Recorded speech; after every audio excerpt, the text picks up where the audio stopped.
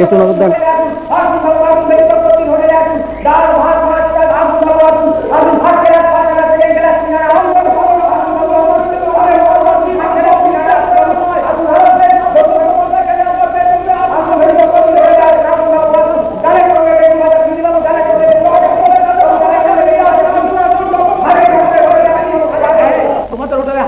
আছে তো আগে? হ্যাঁ, 60 বছর ধরে আছে। বলি রান্না বান্না ভালো হবে তো? ওই হোটেলেই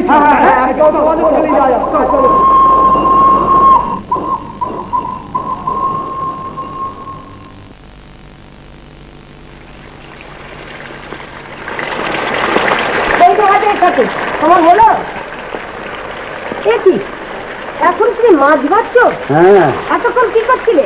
গাজায় দম দিয়ে বুঝে পড়েছিলে? বল গেল কার এসে গেছে, খদ্দের বাবুর এসে পড়লো বলে। মাছের ঝোল না পেলে কি কেলেঙ্কারি যাবে সে হুঁশ আছে তোমার?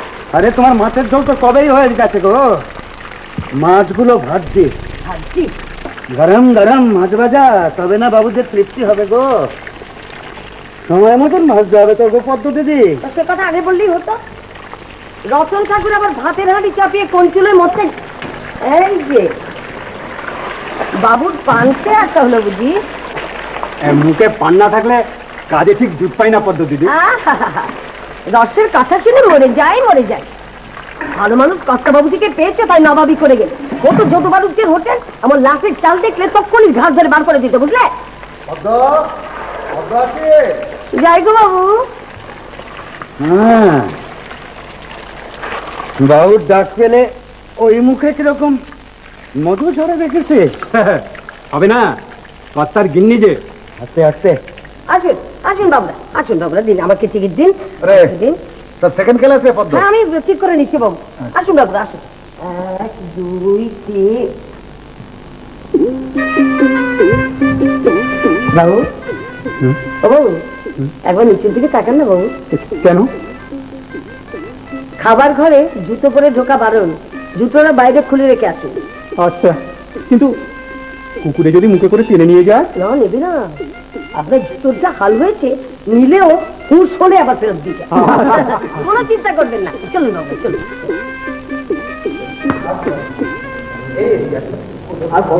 এই তো সামনে এই তো বাবু, 3খানা টিকিট হবে। আপনার হোটেলে আগেও আমি খেয়ে গেছি। দয়া করে এই গরিবের হোটেলের কথা মনে রেখে যে আবার পায়ের ধুলো দিয়েছেন। আপনার হোটেলের মানে বামুন ঠাকুর, ওই যে হাজারি ঠাকুর, ও রান্না আমি আর কোনো দিন ভুলতে পারবো না। সে কথা 5 জনে বলে বটে বাবু। বাবুদের 3খানা ফার্স্ট ক্লাসের টিকিট হবে। হ্যাঁ হ্যাঁ, আচ্ছা, সে কি গো? আগে ফিরে যাবো। তাহলে আপনি এক কাজ করুন, ওবেলা এই মাংসের ব্যবস্থা করুন। সে তো নিশ্চয়ই, সে তো নিশ্চয়ই। আরে মতি, যা যা যা বাবুদের ফার্স্ট ক্লাসে বসিয়ে দে। আর শোন, দেখিস কোনো অসুবিধা জানো না। চল বাবুরা, আপনারা 3খানা ফার্স্ট ক্লাস যাচ্ছে। ও রতন ঠাকুর, তুমি ফার্স্ট ক্লাসটা ধরো, আমি জল গ্লাস দিয়ে যাচ্ছি।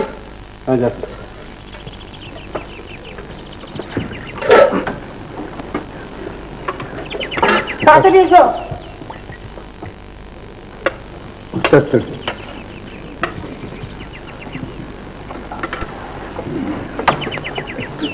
দেখি চচ্চড়িটা আর একটু দেবো নাকি চচ্চড়ি? দাও, হাজারি ঠাকুরের নিরামিষি চচ্চড়ি যে খাবে তাকে আরেকবার ভাত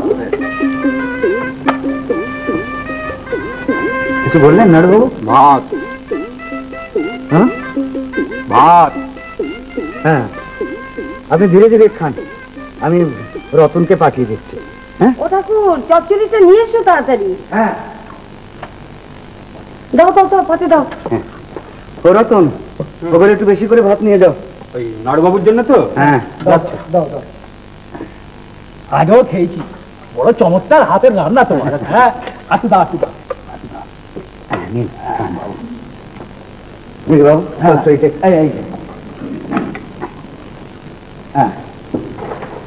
হ্যাঁ, যাও যাও।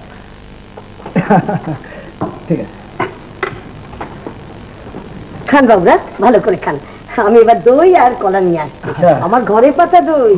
দোকানের জিনিস দিয়ে তার ফার্স্ট ক্লাসে বাবুদের খাওয়ানো যায় না। খান না, ভালো করে।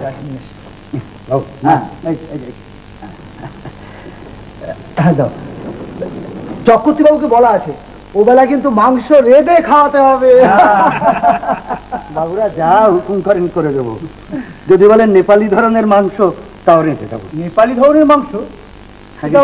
হ্যাঁ বাবু, নেপালি মাংসটা হলো বাবু, মাংসে আপনার এক ফোঁটা জল পড়বে না, তো অন্য কায়দায় রেঁধে দেবো।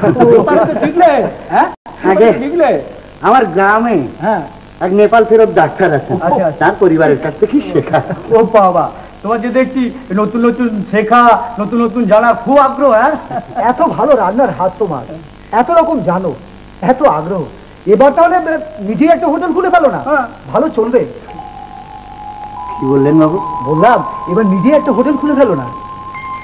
আমি তো বড় গরিব বাবু, বেশ তো টাকা না হলে তো ও আশা মেটে না। তা অবশ্য ঠিক, তবে কি জানো, তোমার যদি চেষ্টা থাকে, মানে ইচ্ছে থাকে, তাহলে তাহলে তুমি নিশ্চয়ই পারবে। কি হলো ঠাকুর? না বাবু কিছু না, ওই একটা আশা নিয়েই তো গরিব মানুষটা বেঁচে রয়েছে। আর সেই আশার কথাটা আপনারা শোনালেন, মনে বড় জোর পেলাম বাবু।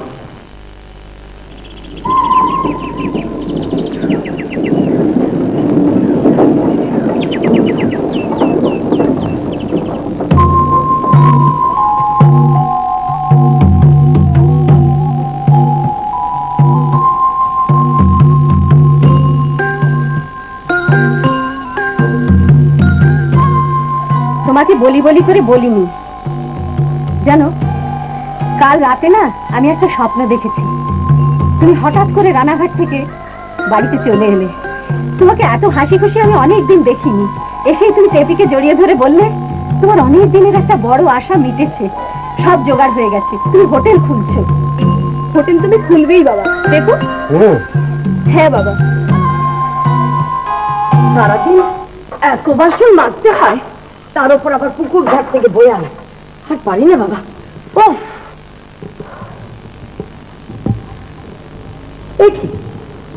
ঠাকুর, ফার্স্ট ক্লাসে বাবুদের জন্য ওইটুকু ডাল পড়ে আছে, এখনো তো অনেক খদ্দের আসে বাকি, তাদের দেবেটা কি? তো বাবুরা যদি খায় তাহলে আমি কি করবো পদ্ম দিদি? আমি কি করবো পদ্ম দিদি? ন্যাকার মতো কথা বলো না। খদ্দের বাবুদের সুখকে সোনার লোভে গাদা গাদা পাতে ঢালিকা রান্নার হিসেব থাকে। দাঁড়া, আমি কথা ওকে বলছি, আবার উনি এসে সামনে দাঁড়ানে। চল বাবু, দাঁড়া দাঁড়া, আগে টিকিটের সঙ্গে হিসেবটা মিলিয়ে নিচ্ছি। হিসেব পরে মেলানো চলবে, আগে তোমার হাজারি ঠাকুরের কান্দটা শোনো। কেন, কি হয়েছে? কি হয় নাকি? খদ্দের বাবুরা তো হাজারি চাউলকে একবারে সঙ্গে তুলে দিচ্ছে। এদিকে ফার্স্ট ক্লাসের ডাল প্রায় সাবার, এখন কি করবে বলো?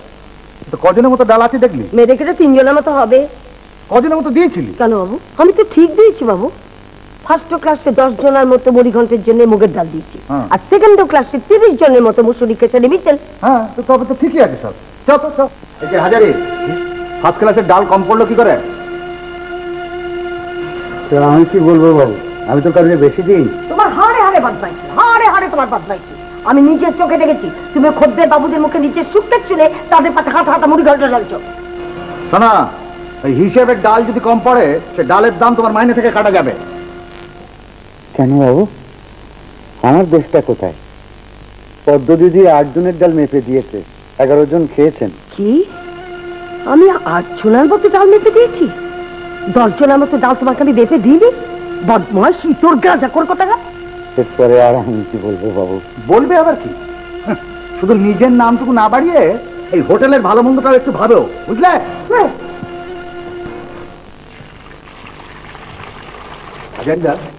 তোমার সহ্য করার ক্ষমতা, রান্নার এত নাম ডাক তোমার, এই হোটেলের মুখে নাতি মেরে চলে যেতে পারো না? অন্য হোটেল তোমাকে লুপে নেবে। মুখ বুঝে সব সহ্য করে বলি না, ওরা এত পেয়ে বসেছে। কই, আমাকে তো পারে না দিন রাত জ্বালাতে। নরম মাটিতে ওরা আঁচড় টানে, বুঝলে? রাঁধুনি বৃত্তির কাজ, তোমার আমার জন্য মান মর্যাদা কোথায় তুলে রেখেছে বলো? হ্যাঁ, তাই সবার শেষে ওই ঘাটা তরকারি আর ওই ডেকচির তলানি পুরোনো ভাত খেয়ে নদীর ধারে গিয়ে শুয়ে পড়ো, বাস জ্বালা জড়িয়ে গেল।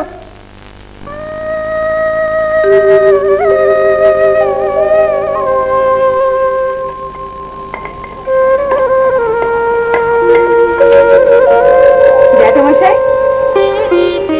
কুসুম, তুই এতবেলা এধারে কি করছিস? দুধ বিক্রি করে ফিরছিলাম।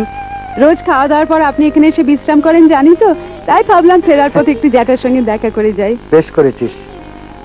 কিরে, তোর শরীরটা এমন লাগছে কেন রে? 7 দিন যে বিছানায়, জ্বরে মরণ দাখিল অবস্থা। এই দেখো, তা আমায় একটা খবর দিবি তো? ও মা, হোটেলের কাজকর্মে আপনি ব্যস্ত থাকেন না? হ্যাঁ রে, আমার টেপির যদি শরীরটা খারাপ হতো, হোটেলের কাজ নিয়ে আমি ব্যস্ত থাকতাম, তুই আমার টেপির চেয়ে কম। যা, এই শরীর নিয়ে আর ঘুরে বেড়াস না, খেয়ে দে, বিশ্রাম নে। খাবার তো কিনে নিলাম, এখন বাড়ি গিয়ে রাখবো নাকি? শরীর দেবেই না। এদিকে তো শাশুড়ি আবার বাতে বেদনায় কোকাচ্ছেন। একদিন আবার রোজগার বন্ধ ছিল, আজকে না বেরিয়ে আর পারলাম না জ্যাঠামশাই। আমি ভাবছি যে এইভাবে চললে তুই কতদিন বাঁচবি রে? এই অসুখে না খাওয়ার শরীর যদি রাস্তা কোথাও মাথা ঘুরে পড়ে যায়। না, মাথাকে দিয়ে চল, আমিও যাই। আমার হোটেলে যা, আজ তো আবার অর্ডারই রান্না রয়েছে, তাড়াতাড়ি ফিরতে হবে। তুই যা মা, যা। আমি যদি রাত্রে পারি তোর ওখানে একবার যাবো। আচ্ছা। যা।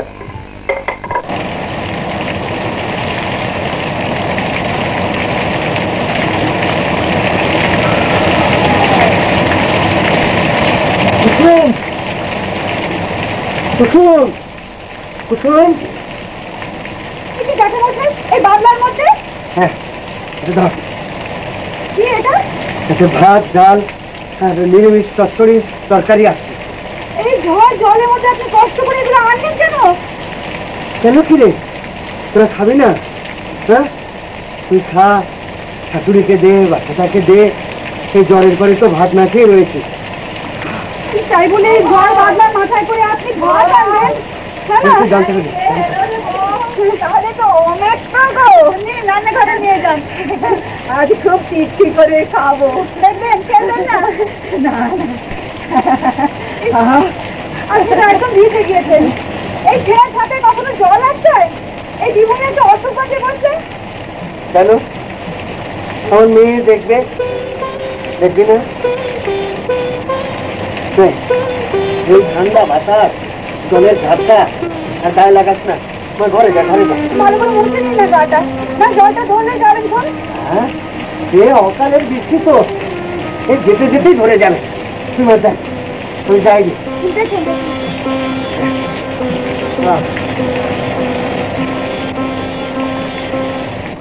মতে মতে মতে ধরে গেছে। তোমার যাওয়া যেতে পারে। কি বলছো?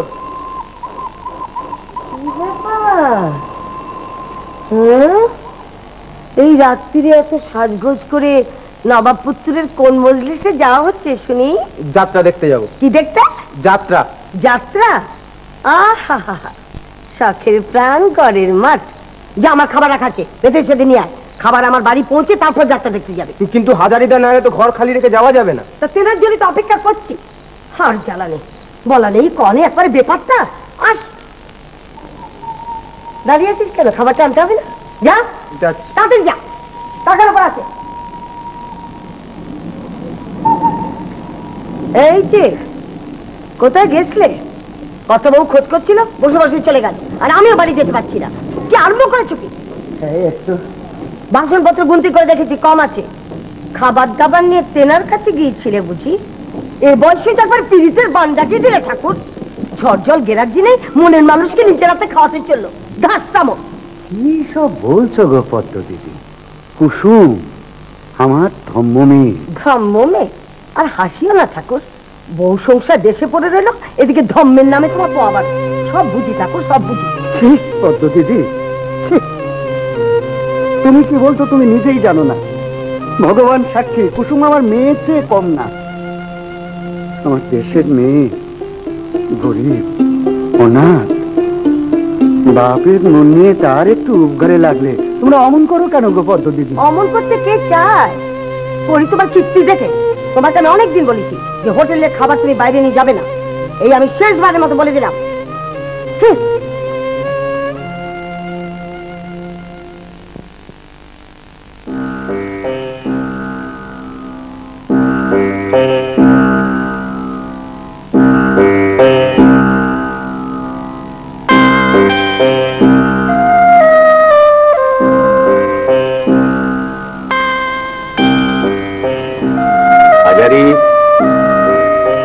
হাজারি। ভারতমশাই আপনি? হোটেল বন্ধ করে ফিরতে দেখলাম মতি আর পদ্মজি চলে যাচ্ছে। তুমি একা আছো বুঝে একটা কথা বলতে এলাম। আগে বলুন। তুমি তুমি এখানে পাও কত? আগে মাসে 7 টাকা খোরাকি শুদ্ধ। কাপড় চোপড়? বছরে 2 খান। শোনো, একটা পরিষ্কার কথা বলি। বলুন। তুমি আমার হোটেলে কাজ করবে? আগে মাসে 10 টাকা খোরাকি, বছরে 3 খানা কাপড়, ধোপা খড়ি তেল তামাক। কি করবে? আগে আমি একটু ভেবে বলবো। বেশ, ভাবো। যদি চাও কাল থেকেই কাজে লেগে যেতে পারো। চক্রবর্তী আমি দুজনই ব্যবসাদার, তার সঙ্গে বেইমানি করতে আমি চাই না। এই হোটেল ছাড়তে যদি ইচ্ছে হয় তবেই ছেড়ো। আমার ইচ্ছেটা একটু অন্যরকম বাবু। কিরকম? গরিবের মুখে সেটা বড় বেমানান শোনাবে। একটা বড় আশা নিয়ে আমি বেঁচে আছি বাবু। যদি কোনোদিন সময় আসে আমি আপনাকে বলবো। বেশ, বলো। এখন আসছি।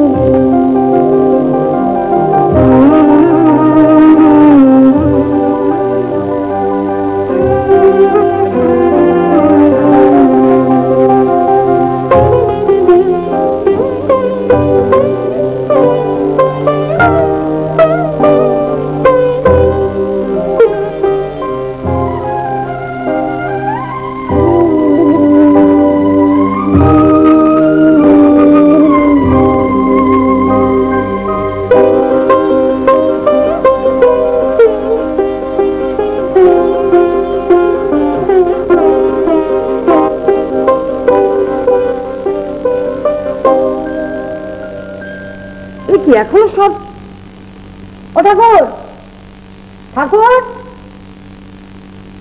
এখনো কারো ঘুম ভাঙলো না। ও ঠাকুর